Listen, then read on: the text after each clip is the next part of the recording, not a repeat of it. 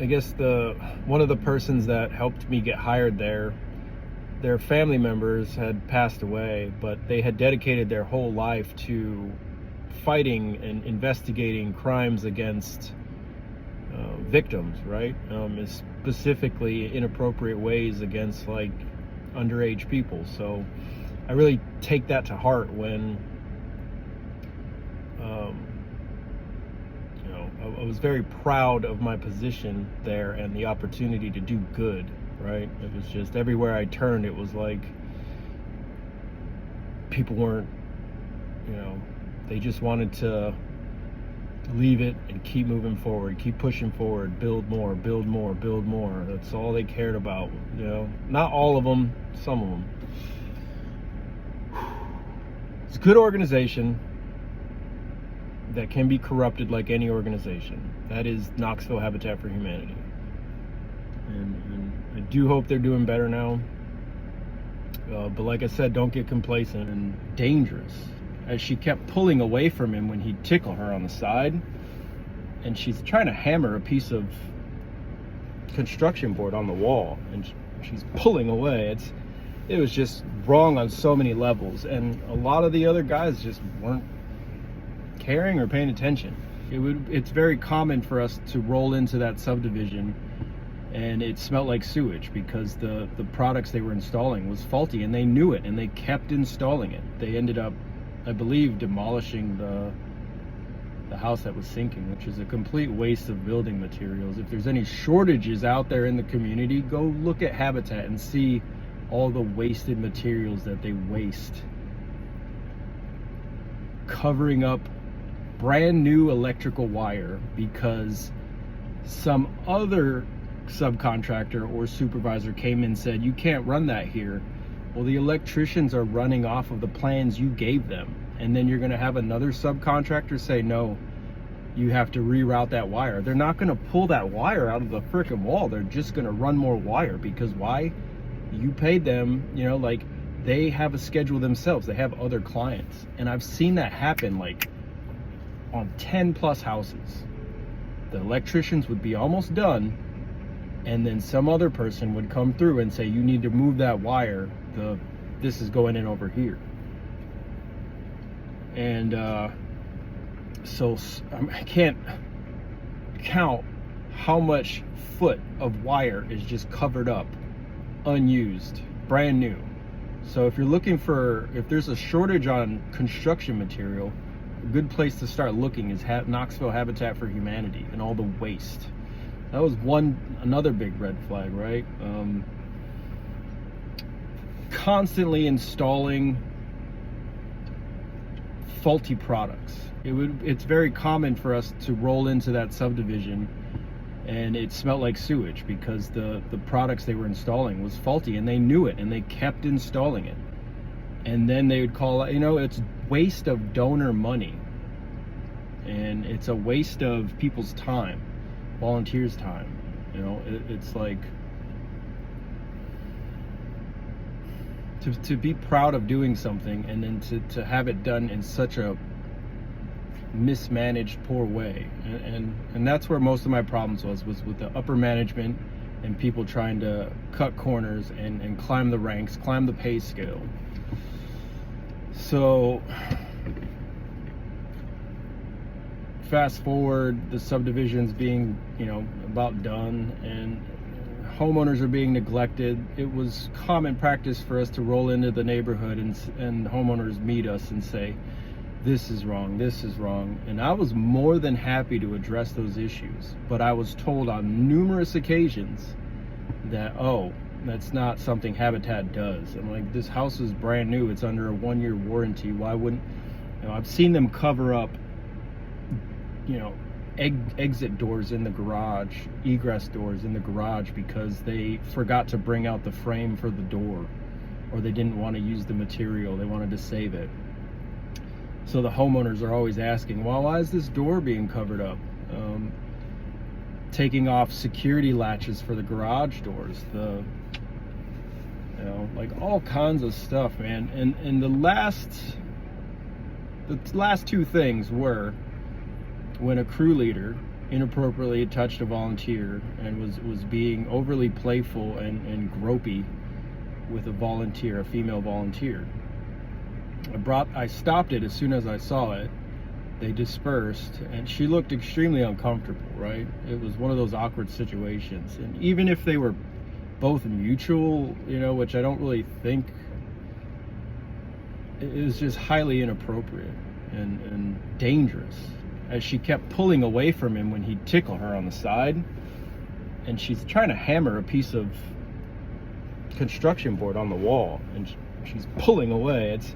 It was just wrong on so many levels, and a lot of the other guys just weren't caring or paying attention. Brought it up to my management. They agreed that that's not okay, and we talked about it, and the ball got dropped and kicked around in the upper management. Nobody wanted to really punish the crew leader, and nobody wanted to bring it up with donors, and it would look bad. And this particular donor regularly sponsors a house or two every year, so it was fear of losing that instead of addressing the issue, right? So that was a big problem with that. And then when I got back from Christmas break, we had a construction meeting, and my manager, he's a good guy. My manager's a good guy. He's smart. He knows what he's doing. He was overworked and overstressed. He made a bad call. He asked another staff member to go leave a propane tank heater running in a house, and then to go to the Knoxville Restore and finish painting, because the flooring guys were supposed to go, and you can't install flooring if the floor is cold, right? The glue. I threw up a challenge flag in the construction meeting. I said, no, that goes against all elementary level fire safety hazards that firefighters come out and are passionate about. Fire safety, they teach you this in school at a very young age, all the way up through, adult life. We literally had a fire safety at Knoxville Restore shortly after I was hired, like the Christmas before. And the schedule for building was so stressful for some reason. He wanted to leave the heater running, and then so I threw up the challenge flag and told him that goes against everything we were ever taught. And he kind of chuckled and laughed. The director laughed and was like, it's not a big deal. It happens all the time. I was like, you shouldn't do that.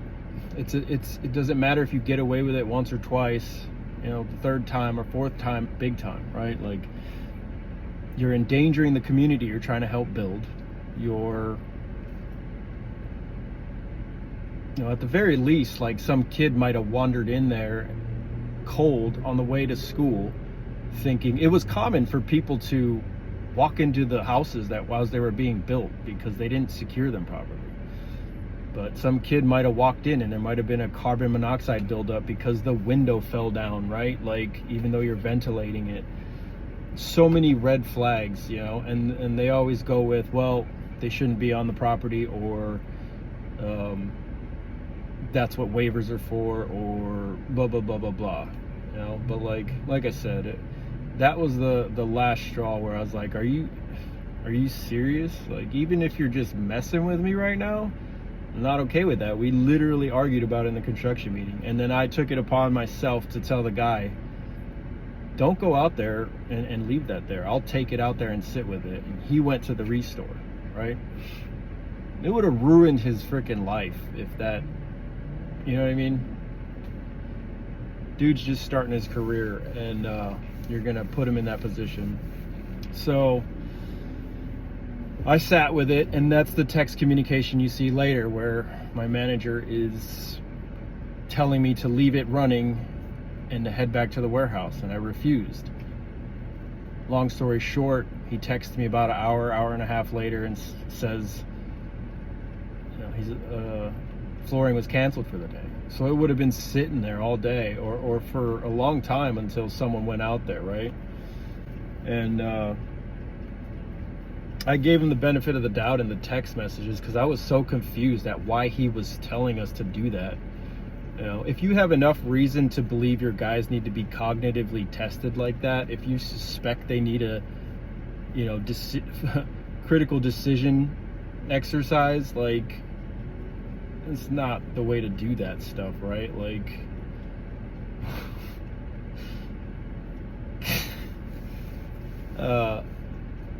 bad mistake, but my old manager is a good guy. He's a smart guy. It was just, like I said, I think he was overworked and overstressed.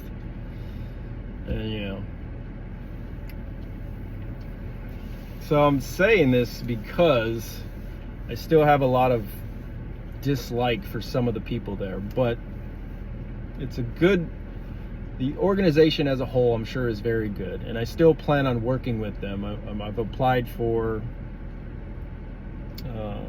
international and caravanning, right? So I can go as a independent and volunteer at all the other facilities or affiliates and help build houses, because that's what I enjoyed doing, was volunteering my time, building houses for people that need them, sharpening skills, and just being a part of a community. And I feel like it got lost when everybody was climbing the ladders and pay scale at Knoxville Habitat. But I don't think all of them are, you know, I just want to reiterate, I don't think all of them are bad people. And for the most part, we are all good and bad people on some level. We make mistakes. It was just a combination of things that made it really crappy. And I don't have any hard feelings necessarily for most of the people there. It's just a few of them I still don't really care for. And for any of my friends that volunteer, like one of my friends actually told me they were going to volunteer or volunteered once and were going to go again. They, you know, I was upset at first. I'm like, why wouldn't you tell me? They felt like they had to keep it a secret because of all the drama. And I'm like, well, that hurts more, is that you can't talk to me. But we got into a big heated debate about how supporting certain places that have that kind of mentality of protecting or silencing victims and silencing people in order to, you know, save face or whatever, you know. I would respect them more if they just got out there and did the right things. But anyways, my friends that are volunteering there, I'm happy. And yeah, volunteering, if anyone's volunteering, volunteer in teams. Don't be afraid to, like, speak out and just tell people, right? You shouldn't have to take that. It's not worth it. And like I said, I would, if anyone hurt one of my family members, I wouldn't hesitate to go to respond to that, right? So, but good luck, be safe, and stay hydrated. Yeah, and my plan is to, I think,